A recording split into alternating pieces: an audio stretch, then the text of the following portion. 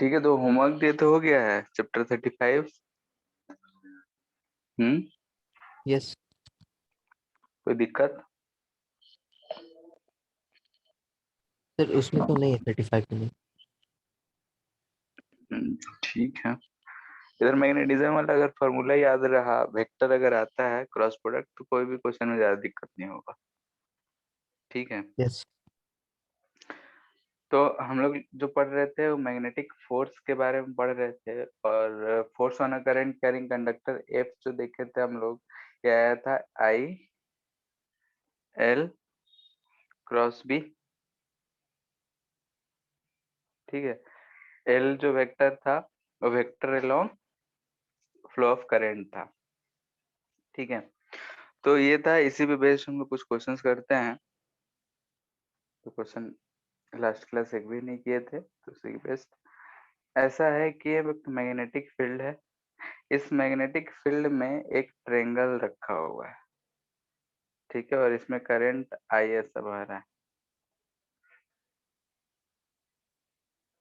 ठीक है। बोल रहा है मैग्नेटिक फील्ड जो है 2 टेस्ला है। इक्विलेटरल ट्रेंगल है, जिसका साइड लेंथ जो है 20 सेंटीमीटर है। साइड लेंथ 20 सेंटीमीटर है। तो हमें पूछ रहा है, एंड करंट जो बह रहा है ये 2.5 एम्पियर है। तो पूछ रहा है कि find force, net force on triangle. ठीक है, ट्रायंगल पे पूरा फोर्स कितना होगा? सेकेंड की force on each side of triangle, एक साइड पे ट्रायंगल के फोर्स कितना होगा।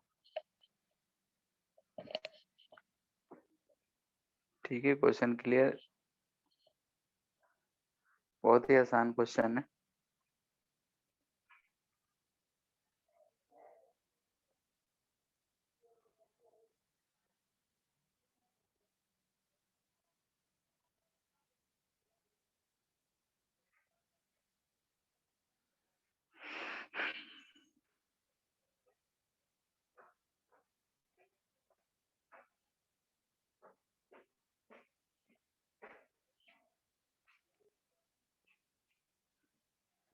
आ गया पहला। सर, फर्स्ट का 0। फर्स्ट का एफ नेट जो होगा वो 0 होगा, क्यों? क्योंकि क्लोज लूप अगर हम लोग किसी भी मैग्नेटिक फील्ड में रखते हैं तो फोर्स क्या आता है? 0। ठीक है, क्लोज लूप है इन यूनिफॉर्म मैग्नेटिक फील्ड, तो फोर्स 0 होगा। Second 1 newton. 1 न्यूटन। ठीक है, एफ इक्वल टू क्या आएगा? I L B sine 90 degree. बस रख लेना है 2.5 इंटू एल जो है 20/100 हो जाएगा। मैग्नेटिक फील्ड 2 साइन 91 होता है, तो 1 न्यूटन। इस केस में रेडियस आर है।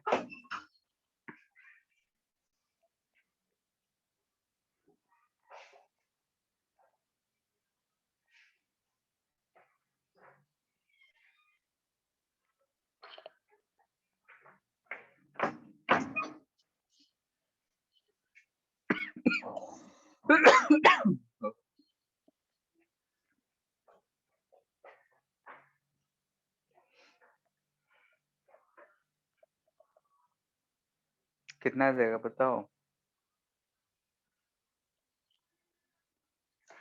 हम बोले थे कि मैग्नेटिक फील्ड में अगर कोई भी लूप रखे हो तो जो फोर्स होता है, फोर्स को हम लोग लिख सकते हैं आई इनिशियल पॉइंट और एंडिंग पॉइंट का, ऐसा। जो एल वेक्टर होगा ये पी क्यू वेक्टर को ही रिप्रेजेंट कर रहा होगा। यानी कि ये जो वेक्टर है पी क्यू, यही वेक्टर जो है ये हमारा एल वेक्टर होगा, क्योंकि डिस्प्लेसमेंट वेक्टर को रिप्रेजेंट करता है। तो यहाँ ध्यान से देखो कि एल वेक्टर और बी वेक्टर दोनों आपस में पैरेलल है। तो I into 2r into magnetic field B into, हम बोलेंगे कि साइन ऑफ 0 डिग्री आएगा। साइन 0 0 होता है तो क्या आ जाएगा? 0।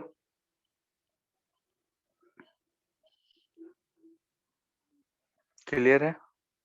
Yes sir. ठीक है। अगर हम इसी में आधा आधा पोर्शन का पूछते तो आधा पोर्शन पे लग रहा होता, नेक्स्ट आधे पे भी लग रहा होता और दोनों मिलके 0 होता। नेक्स्ट क्वेश्चन ऐसा बोल रहा है कि 2 रेल्स रखे हुए हैं, ठीक है। ये रेल्स, ये दोनों क्या है? रेल्स। रेल क्या होता है पता है? हम्म,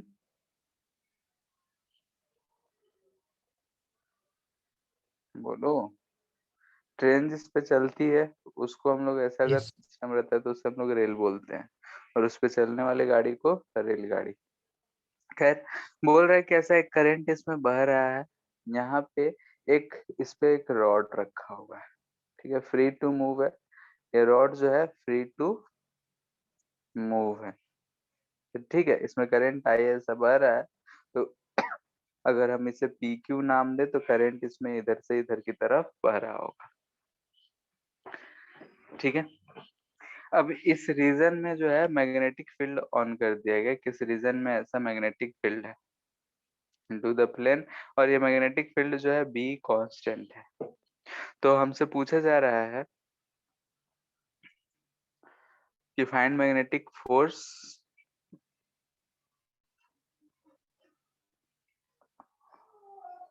नहीं, ऐसा है, starting from rest find speed of rod, ठीक है, व्हेन इट लिव्स, ठीक है, the other end of rail. Rail के दूसरे एंड को जब वो छोड़ दे, जबकि इसका लेंथ जो है ये कैपिटल एल दे रखा है और इसका लेंथ जो है स्मॉल एल दे रखा है, ठीक है। तो हमसे पूछ रहा है कि हम, ये जो रॉड है ये जब इस रेल से बाहर गिरेगा तो कितने स्पीड से गिरेगा। ध्यान से देखो, तो आई एल क्रॉस बी से इस पे एक फोर्स लगता हुआ दिख रहा होगा, इस डायरेक्शन में दिख रहा है। यस। इस फोर्स की वजह से इधर की तरफ जाएगा और जाके यहाँ एंड से गिरेगा, तो एंड से गिरते वक्त कितने फोर्स से गिरेगा वही बता।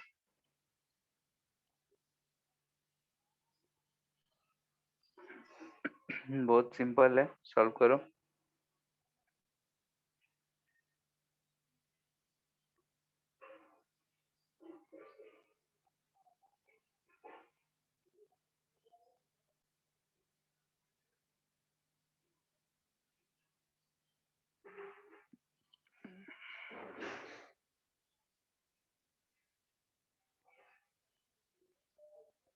मास इसका m है, मास ऑफ पी क्यू जो है ये m है, अगर जरूरत पड़ा तो।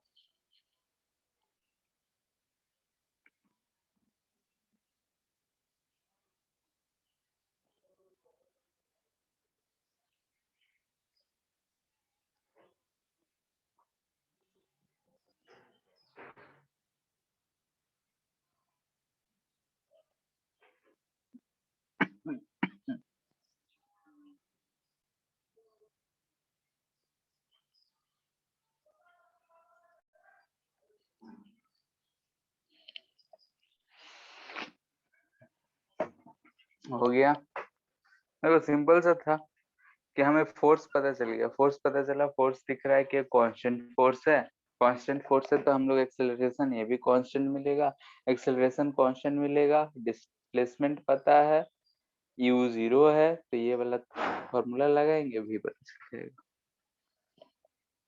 क्लियर है? यस।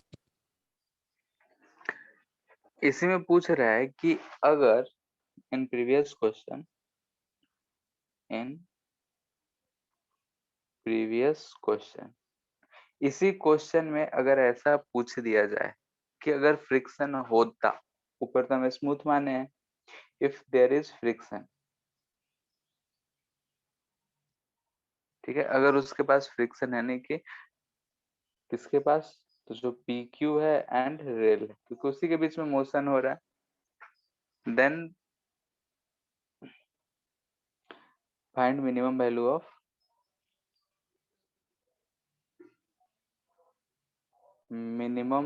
ऑफ म्यू, म्यू यानी reflect coefficient of friction so that motion does not start।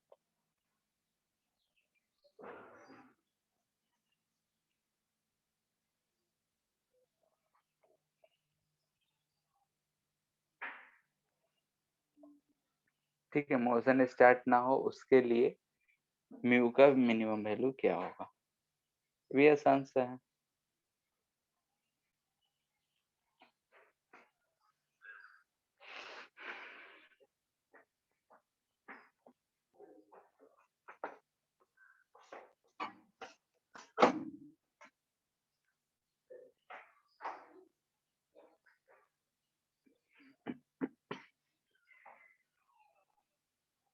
आगे क्या,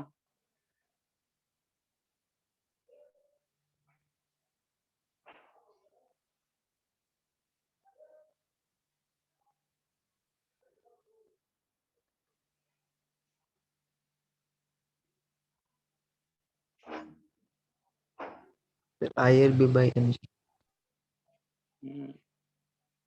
लिमिटिंग केस में क्या होगा, दोनों बराबर होगा, तो F M is equal to F के बराबर, म्यू यहाँ पे दिख रहा है I L B by M G. ठीक है, ये चीज होगा।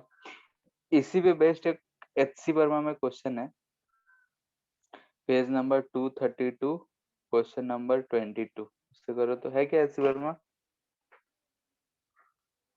सर बता दीजिए ना। ठीक है,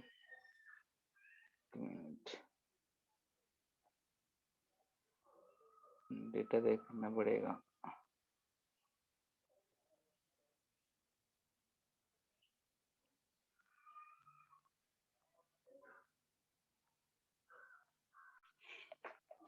ठीक है, 22 23 एक ही टाइप का है, तो 22 ही बोल रहे हैं।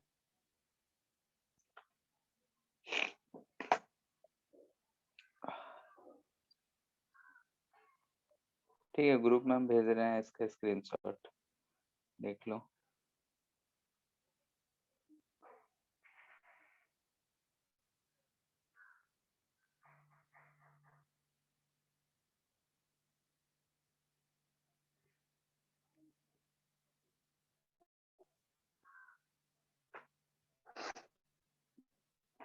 ठीक है, 22 वाला करना है अब।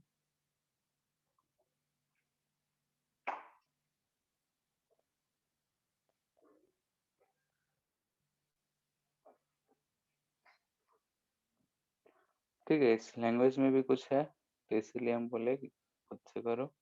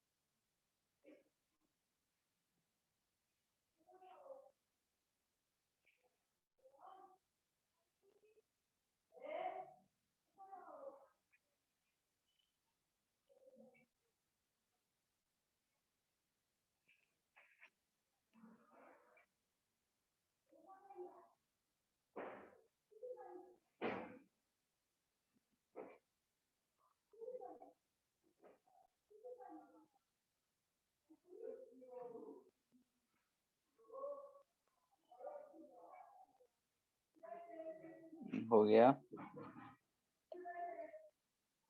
हम्म,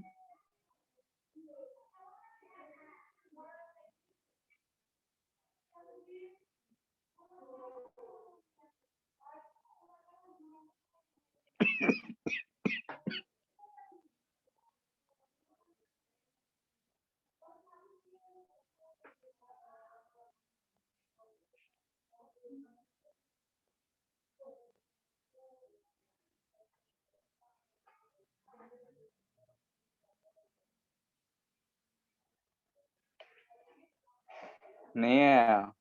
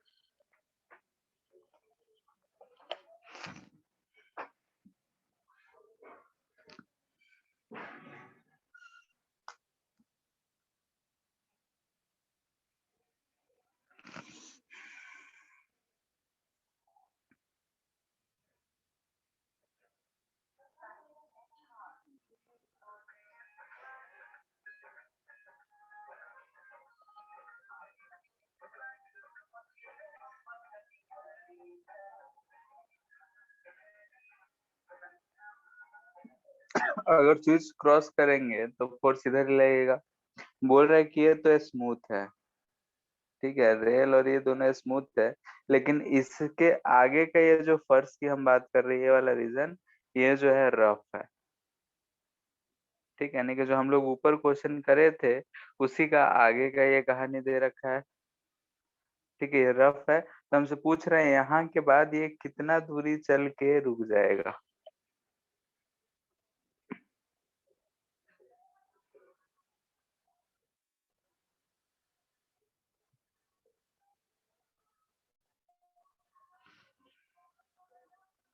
तो एक तो फोर्स मेथड ऊपर वाला जैसे किए थे वैसे कर सकते हैं। मेथड टू, एनर्जी मेथड हम लोग लगा सकते हैं। एनर्जी मेथड यानी कि work done by all forces equal to change in kinetic energy होता है। हमें दिख रहा है कि जीरो से लेकर एल तक जो फोर्स लग रहा है, मैग्नेटिक फोर्स लग रहा है, तो F M into L plus इसके आगे एक्स दूरी तक ग्रेविटेशन फ्रिक्शन फोर्स लग रहा है इनटू एक्स। तो ये निगेटिव में रहेगा क्योंकि पीछे की तरफ लग रहा है। जब इस रेल से नीचे हो जाएगा तब तो मैग्नेटिक फोर्स लगना खत्म हो जाएगा क्योंकि करंट जीरो हो जाएगा। इनिशियली भी रेस्ट में था, फाइनल भी जीरो रेस्ट में था, तो हम change in kinetic energy zero लिख सकते हैं। तो यहाँ से हमें क्या दिख रहा है कि X equal to F M into L by F होगा। ठीक है, तो जो भी डेटा दे रखा है उसके हिसाब से लिख लो। Force, magnetic force I L B, ठीक है, एल क्योंकि लेंथ बी है, into L divided by mu M G. ठीक है, ऊपर वाला क्वेश्चन से सॉल्व करते तो थोड़ा लंबा जाता। इससे जो है एनर्जी मेथड हम लोग लगाए तो एक लाइन में हमारा आंसर आ गया। ऊपर वाले में क्या करते कि इस पोजीशन पे आता तो इस पोजीशन पे हम लोग वेलोसिटी फाइंड करते, इस पोजीशन के बाद फिर से हम लोग वही मोशन इन स्ट्रेट लाइन वाला इक्वेशन लगाते। फोर्स जो होता म्यू एम जी पीछे लगता है, यानी कि बोल सकते थे एक्सेलरेशन माइनस म्यू जी लग रहा होगा, तो सॉल्व कर सकते थे, ऐसा कोई दिक्कत नहीं। लेकिन यहाँ पे हम लोग जानते हैं कि वर्क एनर्जी थ्योरम लगा सकते हैं, तो वर्क एनर्जी थ्योरम लगाए तो एक लाइन में आंसर आ गया। क्लियर है? इतने में कोई दिक्कत? Yes. ठीक है, तो क्वेश्चन नंबर 23, ऐसे ऐसे क्वेश्चन बहुत सारे मिलेंगे, कोई सा भी स्टैंडर्ड बुक में ला लो, 10 15 20 क्वेश्चन आराम से मिलेंगे। तो काम यही सब करना होता है, एक बार फोर्स पता चल गया उसके बाद हम लोग का लिनियर मोशन शुरू हो जाता है।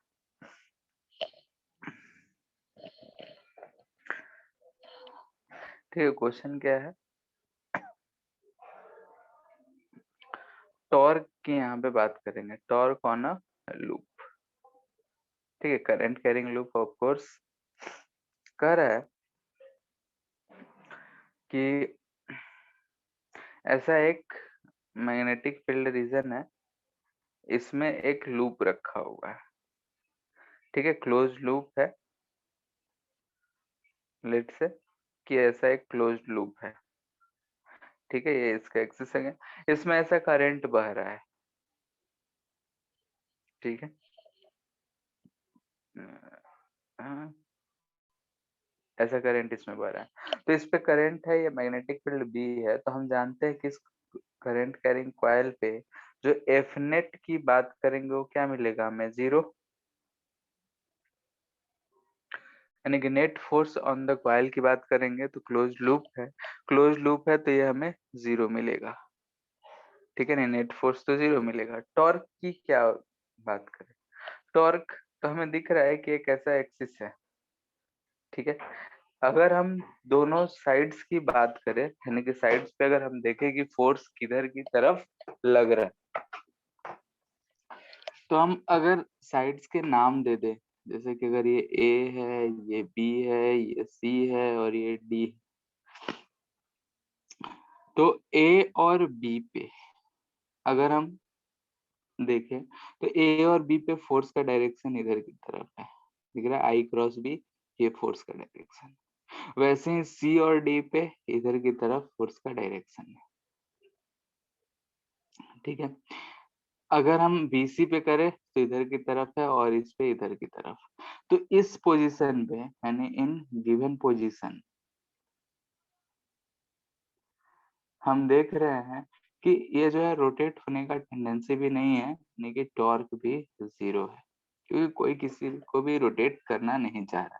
लेकिन अगर हम इसी में अगर हम मान लेते हैं कि ये जो हमारा लूप था इसे हम कुछ एंगल से रोटेट कर दिए, ठीक है, कुछ एंगल से रोटेट कर दिए हों, इसका मतलब ये कहना चाह रहे हैं कि अब जो लूप है हमें ऐसा दिख रहा है, ठीक है। अगर ऐसा लूप दिख रहा है तो हम मान ले रहे हैं इसे हम थीटा एंगल से ऐसा रोटेट किए, तो थीटा एंगल से जब रोटेट किए हैं तो magnetic field into the plane है, करंट इसमें ऐसा बह रहा है, इसमें ऐसा बह रहा है, ठीक है। अब अगर हम ध्यान से देखते हैं सब पे फोर्सेस, तो इस पे फोर्स तो अभी भी इधर ही लग रहा है, ठीक है। अगर हम ध्यान से फोर्सेस की बात कर रहे हैं तो इस पे फोर्स आई क्रॉस बी, इस पे नीचे, तो ये दोनों तो आपस में कैंसिल आउट कर जाएंगे, तो इनका बात ही हटाओ, ठीक है।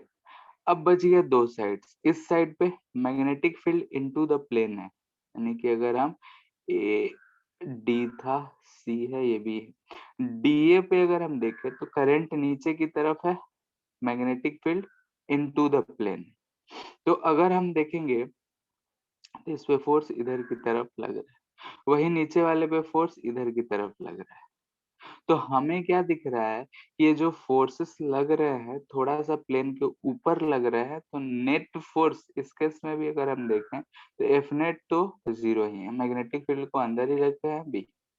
लेकिन यहाँ ध्यान से देखो तो अब इस एक्सिस के अबाउट ये दोनों फोर्सेस इसे ऐसा रोटेट करना चाहेंगे, ठीक है। ये दोनों फोर्स चाहेगा कि ये लूप जो है इस तरीके से रोटेट हो जाए, यानी कि थीटा, यानी कि थोड़ा सा अगर हम रोटेट करके छोड़ते हैं तो इस पे एक टॉर्क लगता है। तो इस केस में अगर हम देखें तो टॉर्क नेट की अगर हम बात करें तो ये हमें नॉन जीरो मिलता है, फोर्स तो 0 ही है लेकिन टॉर्क नॉन जीरो। ऊपर वाला सिचुएशन था तो हो सकता है कि स्टेबल का केस है, उसे ही हम अगर ऐसे थोड़ा सा डिस्प्लेस करें तो अपना स्टेबिलिटी छोड़ के रोटेट कर जा रहा है, यानी कि अनस्टेबल होगा, बोल रहे हैं अनस्टेबल बोल रहे हैं, हाँ अनस्टेबल इक्विलिब्रियम में होगा, ये इक्विलिब्रियम का केस था, तो यानी कि नेट भी फोर्स भी 0 और टॉर्क भी 0। सेकेंड केस में देख रहे हैं कि नेट फोर्स 0 है लेकिन टॉर्क 0 नहीं है, तो इस टॉर्क को हम फाइंड कैसे कर सकते हैं,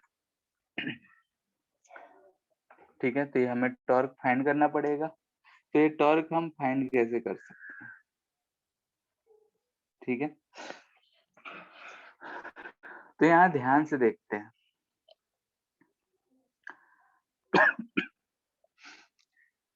कि टॉर्क जो होता है वो होता है R cross F, since torque is equal to क्या होता है, अगर फोर्स है तो आर क्रॉस एफ से हमारा काम चल जाता है कि हम फोर्स को निकाल सकते हैं, टॉर्क को निकाल सकते हैं। ठीक है, तो इस फिगर को समझने के लिए हम एक और फिगर बना रहे हैं टॉर्क फाइंड करने के लिए। ठीक है, ऐसा थोड़ा सा रोटेट करके ताकि हमें समझ में आए।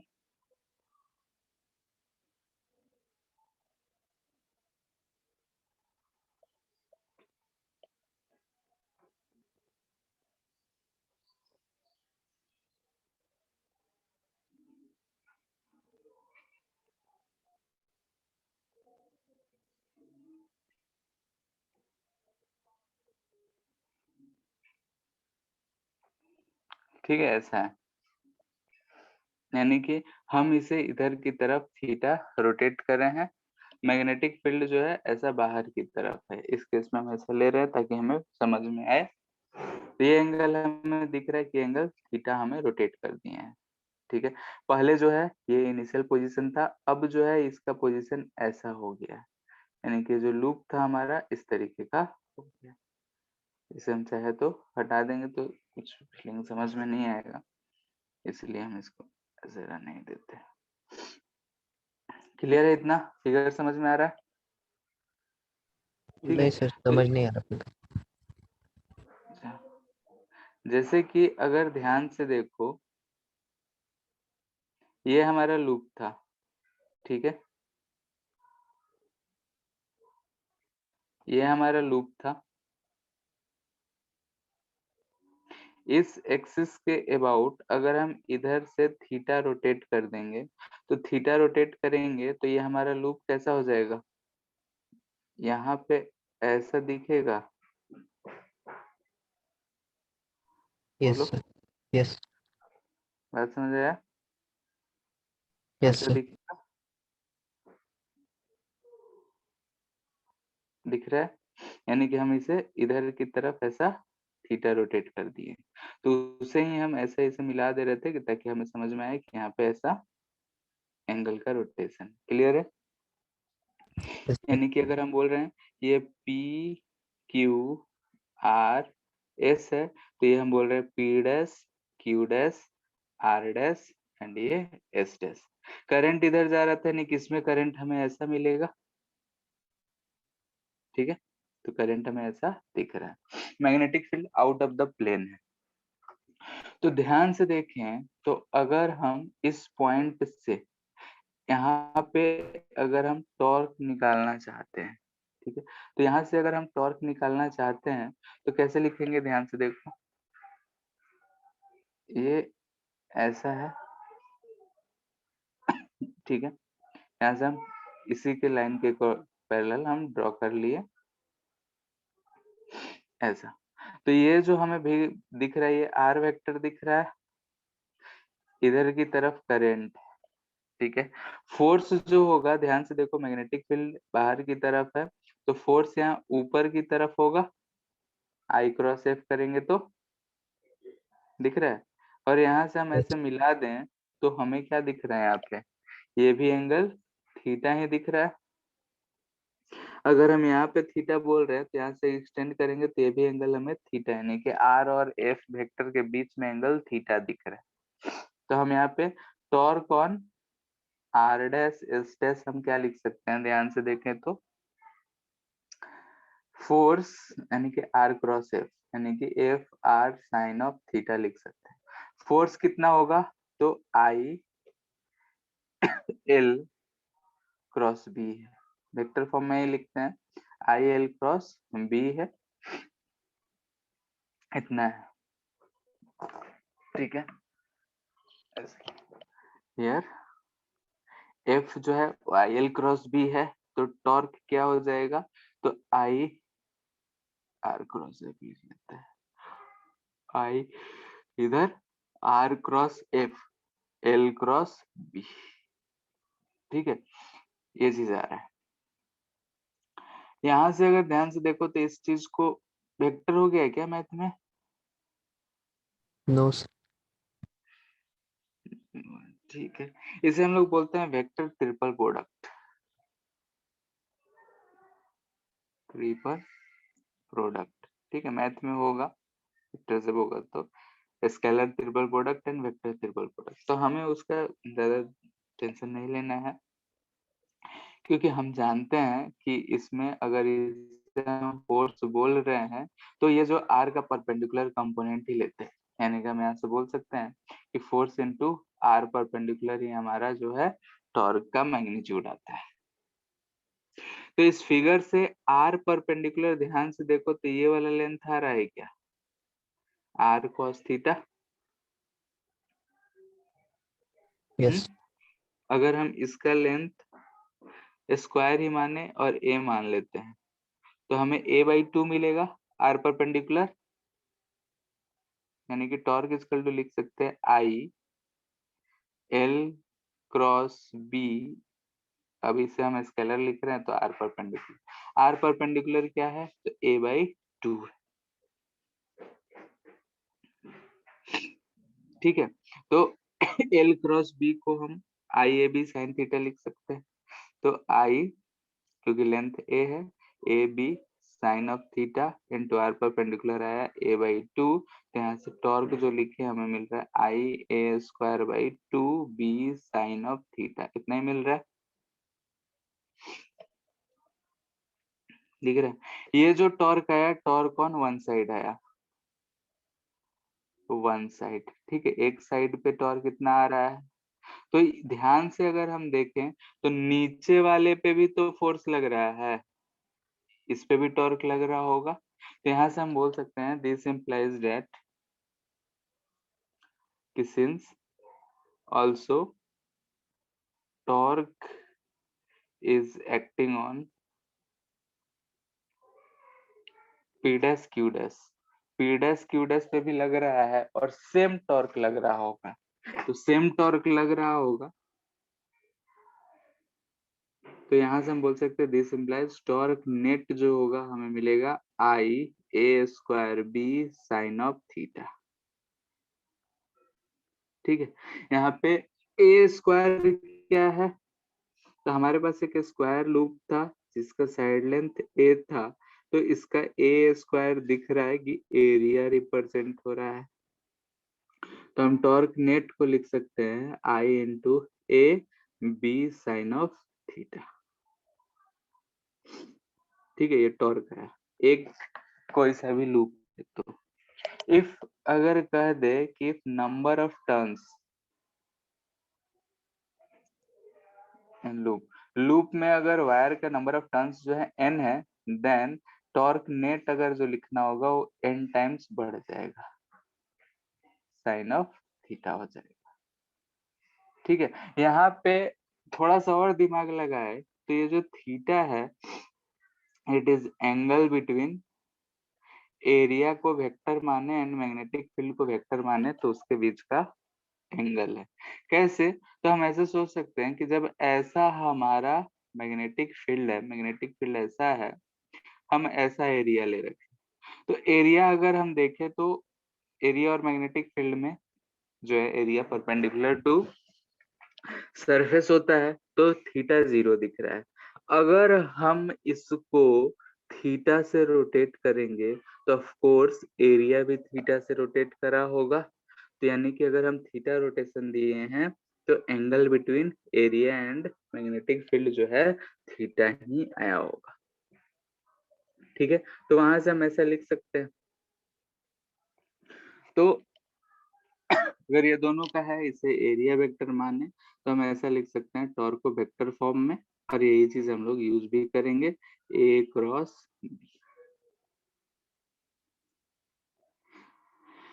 अब एरिया का डायरेक्शन कैसे लेंगे, तो एरिया का डायरेक्शन लेने के लिए हम हमेशा जो है करंट की डायरेक्शन को फॉलो करेंगे।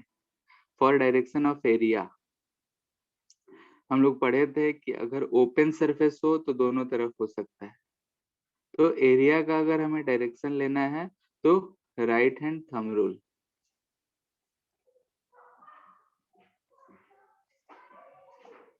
हम रूल यूज करेंगे, यानी कि rotate your curl your fingers along current, curl your fingers along current. ठीक है, करंट के अलोंग में हमें फिंगर्स को कर्ल करना है, then thumb will give direction of area vector. इस फिगर के हिसाब से देख के तो कर्ल करेंगे तो हमें एरिया का direction out of the plane दिख रहा है। ठीक है, magnetic field into the plane है, तो एट गिवन सिचुएशन जो है हमें एंगल पाई दिख रहा है, साइन पाई 0 होता है तो इस समय टॉर्क 0 होगा। इतना बात क्लियर है? बोलो हेलो। सर ये राइट हैंड थंब रूल इसमें समझ में नहीं आया। जैसे ये करंट ऐसा बह रहा है तो करंट के लॉन्ग राइट हैंड को कर्ल करना है, curl your fingers along current. ठीक है, करंट ऐसा बह रहा है तो राइट हैंड को स्ट्रेच करो और अपने फिंगर्स को इसके अलोंग कर्ल करो। तो कर्ल करोगे तो थंब किधर जा रहा है? आउट ऑफ बोलो। तो एरिया का डायरेक्शन हम वो लेंगे। अगर इसी में हम ऐसा करंट बहा रहे होते तो into the into the plane ये डायरेक्शन ले लेंगे। ठीक है, यस।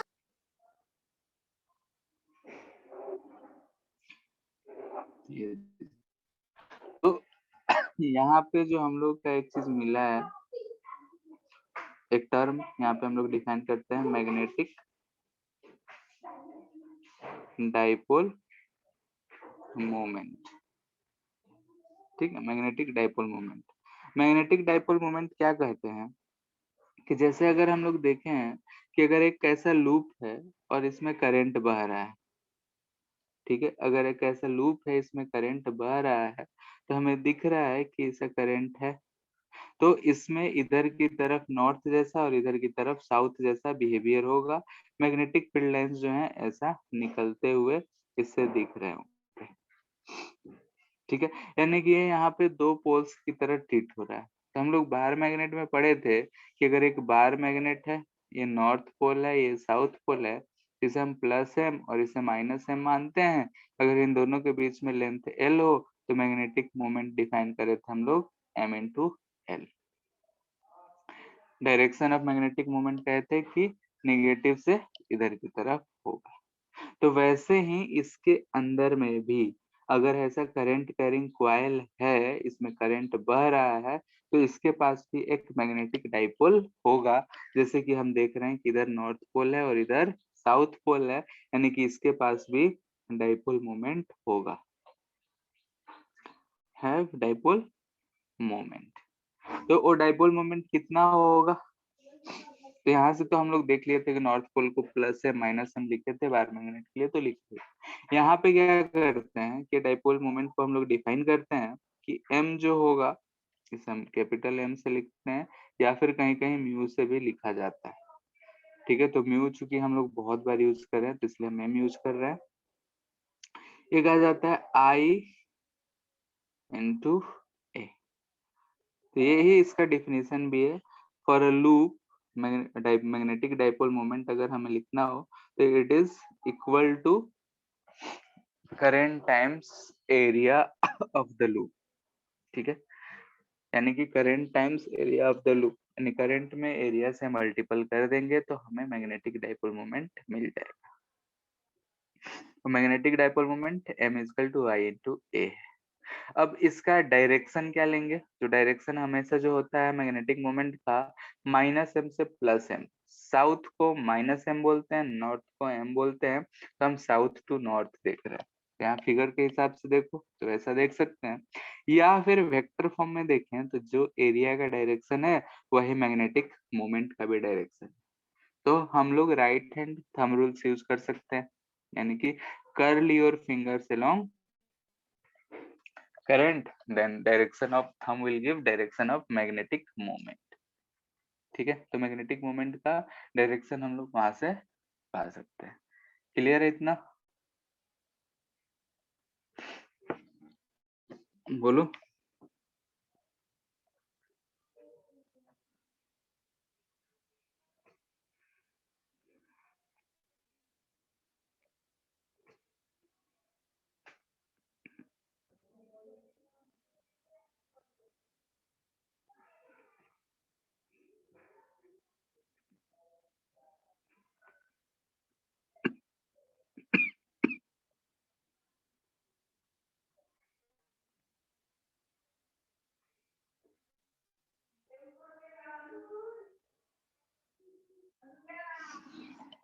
बोलो इतने में कोई दिक्कत?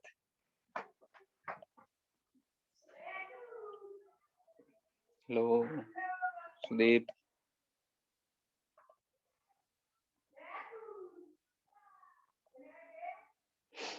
हेलो,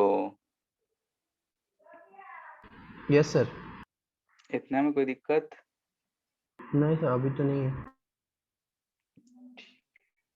तो इसे हम लोग बोलते हैं मैग्नेटिक मोमेंट। तो इस बहुत ही इजी चीज है,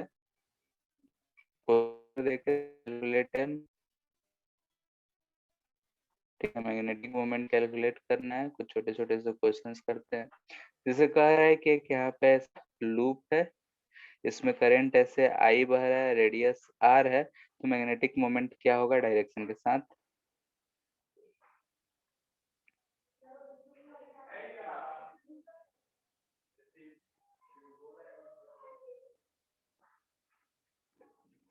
इस केस में मैग्नेटिक मोमेंट क्या होगा?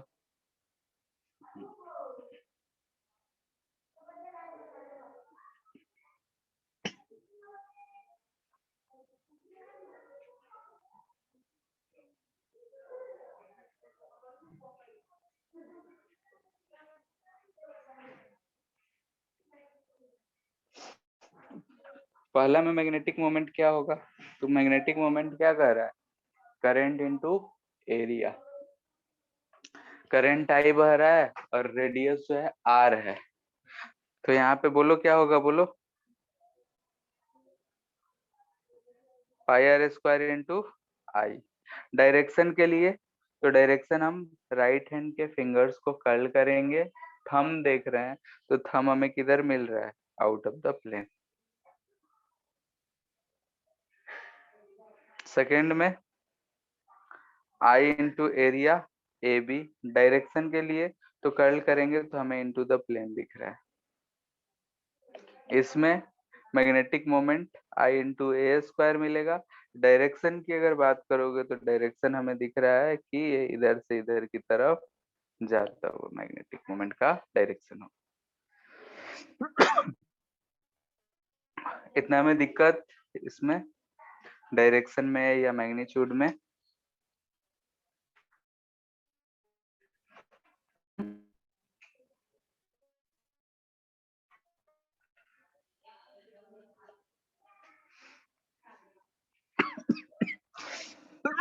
Hello,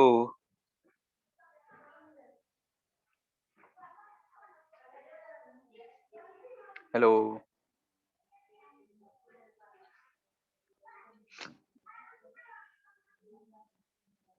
hello Krishna, yes sir.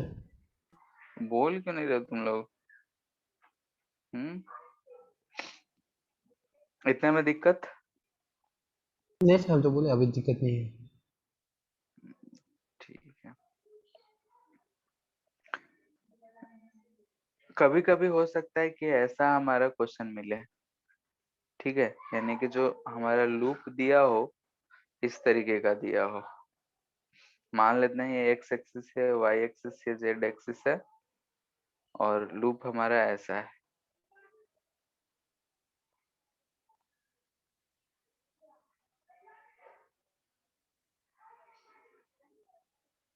ठीक है, ऐसा क्यूबिक शेप का है, लेकिन जो सॉलिड वाला दिख रहा है उसी में सिर्फ करंट है। ठीक है, नहीं कि इसमें ऐसा करंट जा रहा है, ऐसा आ रहा है, ऐसा ऐसा ऐसा ऐसा। तो इसमें हम मैग्नेटिक मोमेंट कैसे फाइंड करें? यहाँ तो हमें क्लोज लूप दिख रहा है, तो दो दो डायरेक्शन में दिख रहा है। ठीक है, करंट आई है, क्यूब है, साइड लेंथ हम ए ही लेना है। तो हम इसे सॉल्व करने का क्या यूज तरीका यूज करेंगे? ऊपर वाले को ध्यान से देखें तो हम ऐसा एक लूप बना सकते हैं, नीचे वाले को एक ऐसा लूप बना सकते हैं। ठीक है, करंट का डायरेक्शन ऐसा आई है, ये आई इधर गया इधर गया, इसमें अगर देखेंगे तो ऐसा जाएगा। इसमें अगर देखें तो हमें ऐसा आई दिख रहा है, और इसमें देखें तो ऐसा, तो इन दोनों को अगर ज्वाइंट कर देंगे तो हम ये जो बीच वाला ए और बी अगर बोले, तो ए और बी के बीच में जो करंट जीरो फिर से मिलेगा। लेकिन इस केस में हम देखें तो हमें दो दो सरफेसेस दिख रहे हैं, तो एक सरफेस इधर है और एक इधर है, तो दोनों के लिए अगर हम डायरेक्शन के साथ मैग्नेटिक मोमेंट लिखे इसके लिए m1, तो हम क्या लिखेंगे I into A square. Direction अगर ध्यान से देखो तो डायरेक्शन करंट के हिसाब से अगर देखेंगे तो ऐसा हमें दिख रहा है, ठीक है। तो हमें माइनस जे डायरेक्शन। वैसे ही इसका अगर हम बात कर रहे हैं m2, तो ये हमें दिख रहा है I इंटू ए स्क्वायर, और डायरेक्शन देखे तो ये अंदर की तरफ यहाँ दिख रहा है, तो ये हमें दिख रहा है कि माइनस के डायरेक्शन में है। तो हम मैग्नेटिक वेक्टर लिखेंगे, तो ये m1 प्लस m2 हम लिख सकते हैं, तो I square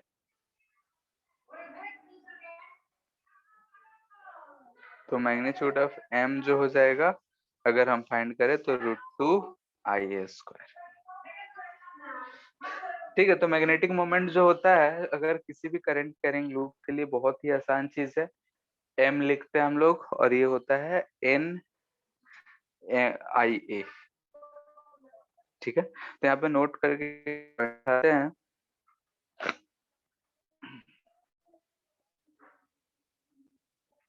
If loop has n number of turns, n है ये हम बोल रहे हैं नंबर ऑफ टर्न्स है, इतने कॉइल लपेटे हुए।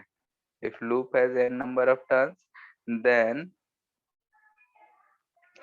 मैग्नेटिक मोमेंट जो लिखेंगे हम लोग NIA लिखेंगे। ठीक है, मैग्नेटिक मोमेंट का डायरेक्शन और एरिया का डायरेक्शन सेम होगा, तो इस चीज को ध्यान रखना है। नंबर ऑफ टर्न्स इनटू ये चीज, ठीक है।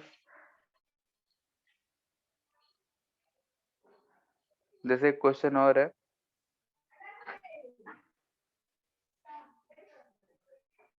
ऐसा है,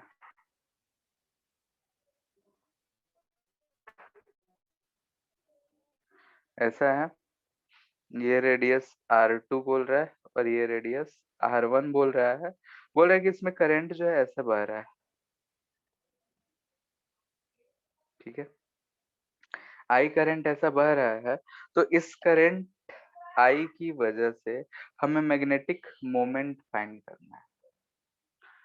ठीक है, तो मैग्नेटिक मोमेंट फाइंड करना है, तो इस केस में हम क्या करेंगे, ध्यान से देखो, तो इसे हम दो लूप में कन्वर्ट कर लेंगे, एक तो बड़ा वाला लूप प्लस एक छोटा वाला लूप।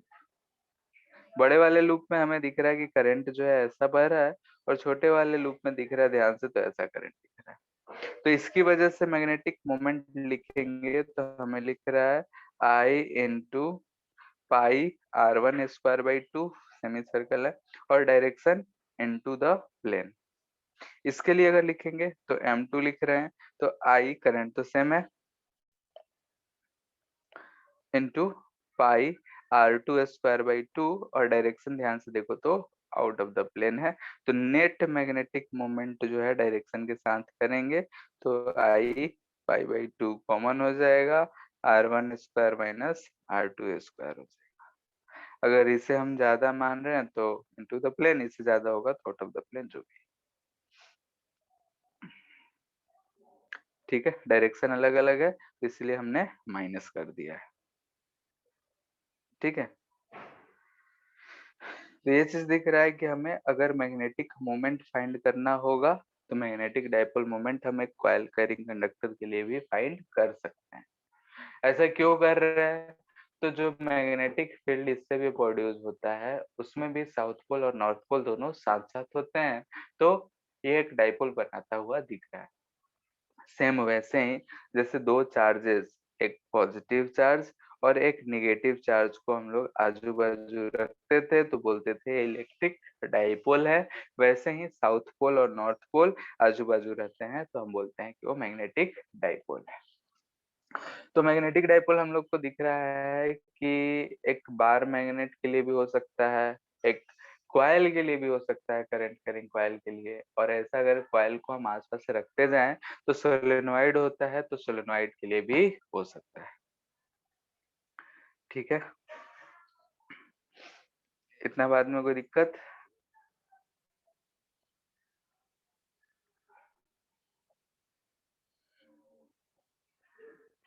हम्म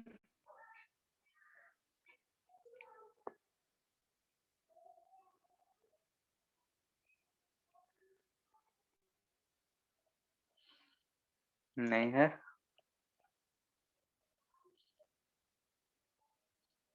ठीक है फिर। तो energy due to magnetic dipole, अगर हम मैग्नेटिक डाइपोल को इन मैग्नेटिक फील्ड में रखते हैं तो कुछ जो है एनर्जी होगी। जैसा कि हम लोग अगर कोई भी डाइपोल था उसे अगर लोग रखते थे इलेक्ट्रिक डाइपोल को इलेक्ट्रिक फील्ड में तो पोटेंशियल एनर्जी होता था, वैसे ही यहाँ पे भी इसके लिए एनर्जी होगा। तो हम लोगों ने देखा कि एम जो होता है वो आई ए होता है एंड टॉर्क जो होता है वो एन आई ए क्रॉस बी होता है। तो ध्यान से देखें तो ये एम ही है, तो हम यहाँ से टॉर्क लिख सकते हैं क्या, एम क्रॉस बी। ठीक है, तो ये भी एक फॉर्मूला निकल गया कि टॉर्क का। और टॉर्क इक्वल टू लिख सकते हैं एन sin of थीटा।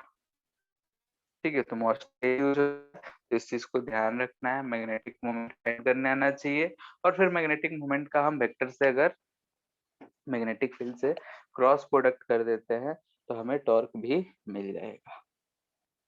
अब हमें पूछ रहा है कि एनर्जी, तो अगर हम जानते हैं कि मैग्नेटिक फील्ड है, इस फील्ड में अगर कोई एक लूप रखा हुआ है, इस लूप को अगर हम रोटेट करते हैं तो रोटेट करने में हमें टॉर्क लगाना पड़ेगा।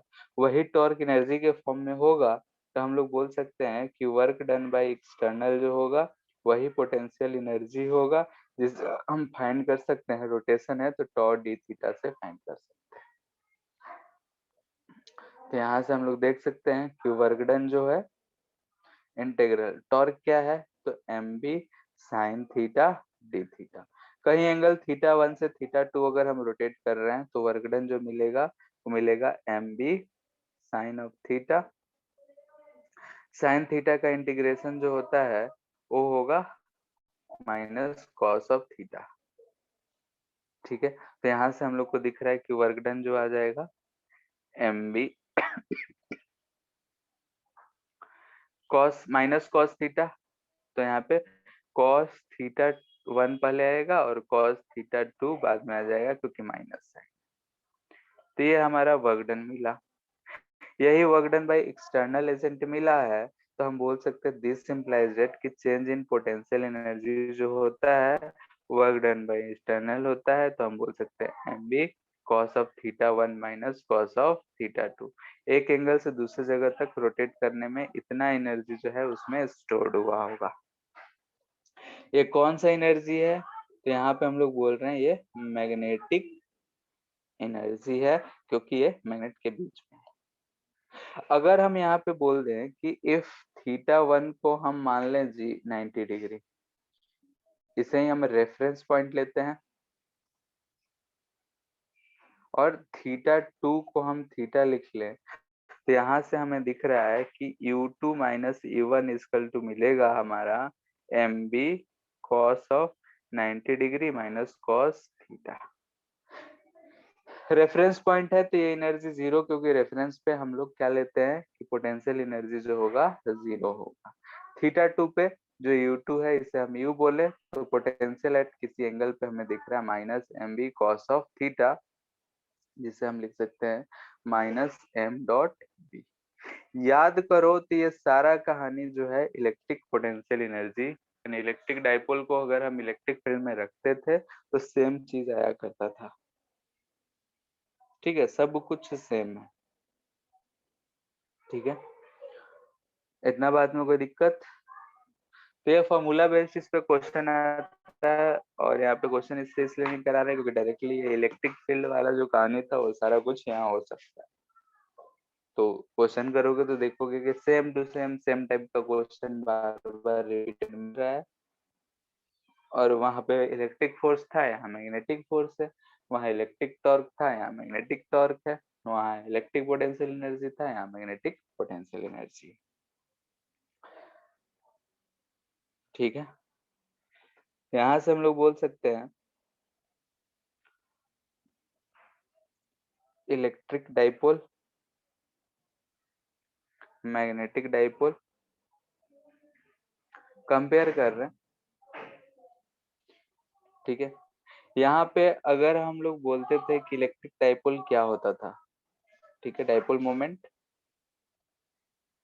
मोमेंट की अगर हम बात करें तो इलेक्ट्रिक डाइपोल P से लिखते थे, ये लिखते थे Q इंटू डी। यहाँ पे हम लोग M से लिखते हैं, ये होता है M इंटू एल, या फिर M होता है NIA। ठीक है, तो दो फॉर्मूला होता है इसका, M इंटू एल या फिर NIA। इस डाइपोल मोमेंट के कारण अगर हम लोग पोटेंशियल की बात कर रहे हैं, पोटेंशियल एनर्जी, तो यहाँ पे हम लोग पोटेंशियल एनर्जी लिखते थे -P.E। यहाँ पे पोटेंशियल एनर्जी क्या लिख रहे हैं, ये सब इसलिए लिख रहे हैं क्योंकि हमें दिख रहा है कि सब कुछ सेम ही है, -M.B। ठीक है, P इलेक्ट्रिक डाइपोल के केस में, M magnetic dipole. Torque, torque की बात की जाए तो टॉर्क इक्वल टू यहाँ पे आ रहा था P क्रॉस E, यहाँ पे क्या आया, यहाँ पे आया M क्रॉस B। ठीक है, सारा फॉर्मूला सेम चीज दिख रहा है, तो यहाँ से हम लोग कंपेयर करके बोल सकते हैं दोनों चीजें सेम चीज ही है। ठीक है, बस एक इलेक्ट्रिक के लिए है और एक मैग्नेटिक के लिए, एक आता है तो दूसरा अपने आप कर सकते हो, थोड़ा सा कंसेप्ट को इनहेंस करके। ठीक है,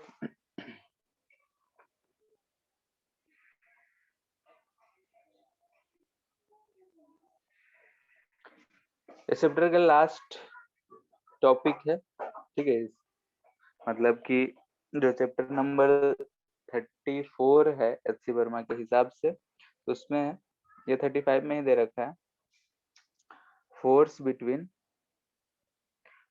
टू पैरेलल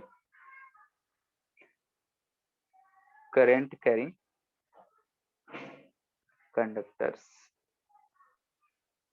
ठीक है, दो parallel plate current carrying conductors हैं, उनके बीच का फोर्स क्या होगा। तो जैसे मान लेते हैं कि यहाँ पे एक कंडक्टर है, यहाँ दूसरा कंडक्टर है, दोनों में हम डायरेक्शन ऑफ करंट जो है सेम मान लेते हैं।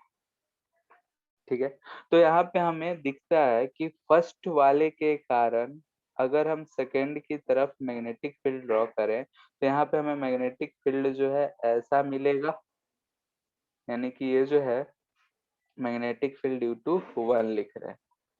ठीक है, फर्स्ट वाले के मैग्नेटिक फील्ड, अगर इन दोनों के बीच में दूरी d है तो यहाँ पे हम d दूरी पे लिख सकते हैं μ0I1/2πd1 इनटू द प्लेन है। अगर यहाँ magnetic field into the plane B1 आ रहा है इस पॉइंट पे, तो यहाँ पे हम लोग बोल सकते हैं कि इस लाइन पे, यानी कि करंट है I2, ये I1 लिख रहे हैं, I2 करंट है, तो I क्रॉस B, यानी कि इस पे एक फोर्स इधर लग रहा होगा, मैग्नेटिक फोर्स, जिसे हम बोल रहे हैं फोर्स ऑन 2 ड्यू टू 1। ये कितना होगा, तो I2L इंटू P1। ठीक है, अगर हम यहाँ से किसी छोटे से लेंथ की बात कर रहे हैं, ये लेंथ L ले रहे हैं, तो इस पे जो फोर्स लग रहा है ये μ0I1/2πd इंटू L लग रहा है, कितना फोर्स लग रहा है। सिमिलरली हम उल्टा देखें तो उल्टा में हमें दिख रहा है कि सेकेंड के कारण अगर मैग्नेटिक फील्ड देखेंगे तो यहाँ पे मिलेगा ये मैग्नेटिक फील्ड ड्यू टू 2 और ये मिलेगा μ0I2/2πd। और इस पे अगर हम फोर्स की बात कर रहे हैं तो I क्रॉस B देख रहे हैं, तो इस पे फोर्स जो लग रहा है F12 इधर लग रहा है, और यहाँ ध्यान से देखें तो F12 का जो मैग्नीट्यूड है वो F21 के बराबर है, जो कि μ0I1/2πd इंटू L है for L length. This implies that कि फोर्सेस आर सेम, और दोनों में अगर पैरेलल करंट है तो अट्रैक्टिव नेचर का है, अगर वही अपोजिट डायरेक्शन में करंट होता तो रिपल्सिव नेचर का होता। तो बोल रहे हैं एक टर्म डिफाइन करते हैं एफ, यानी कि ये हम बोल रहे हैं फोर्स पर यूनिट लेंथ जो है ये mu naught I1 I2 by 2 pi D. ठीक है, ये क्या है, तो हम बोल रहे हैं फोर्स पर यूनिट लेंथ। एक यूनिट लेंथ के लिए अगर कहे तो यहाँ से हम लेंथ को ले आके डिवाइड कर देंगे, यानी कि इसे हम लिख रहे हैं mu naught I1 I2 by 2 pi D. यहाँ से हमें क्या सीखने को मिला कि जो फोर्सेस है, forces are equal and opposite. ठीक है, दोनों जो है सेम बराबर बराबर लग रहे हैं और अपोजिट डायरेक्शन में लग रहे हैं। तो इक्वल एंड अपोजिट लग रहा है तो हम लोग ऐसा बोल सकते हैं। अगर पैरेलल होता यानी कि करंट इन सेम डायरेक्शन है, सेम डायरेक्शन, तो अट्रैक्शन दिख रहा है, और अपोजिट डायरेक्शन में दिख रहा है, डायरेक्शन में दिख रहा है तो हमें रिपल्सन दिख रहा है। ठीक है, तो हमें इस चीज का भी ध्यान रखना है कि अट्रैक्शन लगेगा या रिपल्सन लगेगा। इतना बात में कोई दिक्कत? तो यहाँ पे होमवर्क है HC वर्मा चैप्टर 34 कंप्लीट। ठीक है, चैप्टर 4 को पूरा 34 को कंप्लीट कर लेना है। नेक्स्ट क्लास में हम लोग मैग्नेटिज्म एंड मैटर करेंगे, यानी कि प्रॉपर्टीज ऑफ मैटर के बारे में, अर्थ मैग्नेटिज्म के बारे में, उन सब चीज के बारे में हम लोग पढ़ेंगे कि पैरामैग्नेटिक। अच्छा, इंस्ट्रूमेंट्स भी बचे हुए, इंस्ट्रूमेंट्स को कर लेंगे पहले, उसके बाद वो सब करेंगे। ठीक है, अच्छा सर, ये तो फिजिक्स हम लोग का कब तक लगभग लगेगा कंप्लीट होने में? कौन सा? ये फिजिक्स, पूरा फिजिक्स। अभी ये मैग्नेटिज्म चल रहा है EMI, फिर अभी लगेगा टाइम। अभी तो जुलाई चल रहा है, अगस्त सितंबर, सितंबर लास्ट तक जाएगा, अक्टूबर।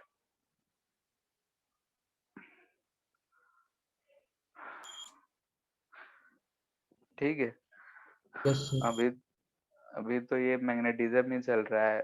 ये लगभग EMI एक इसके बाद लंबा चैप्टर है, उसके बाद ये खत्म ही है। ये खत्म हो गया तो उसके बाद मॉडर्न फिजिक्स और सेमीकंडक्टर में तो टाइम ही नहीं लगेगा, बहुत छोटा छोटा चैप्टर से थ्योरी है पूरा। उसके बाद एक रे ऑप्टिक्स है और वेव ऑप्टिक्स, ये दोनों चैप्टर बड़े बड़े बच जाते हैं। ठीक है, ठीक है, फिर हाँ आज सर, इतना थैंक ही यू सर। रहने देते हैं, इसको कंप्लीट करो। Yes sir.